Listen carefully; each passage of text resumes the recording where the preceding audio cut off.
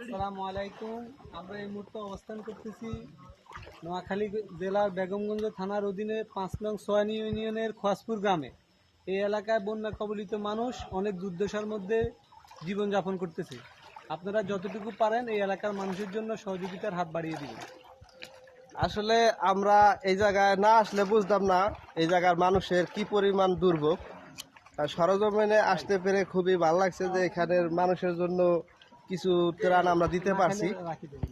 আপনারাও দেখেন এই জায়গার অবস্থা খুবই খারাপ, যোগাযোগ ব্যবস্থা, বিদ্যুৎ, নেটওয়ার্ক সব বিচ্ছিন্ন।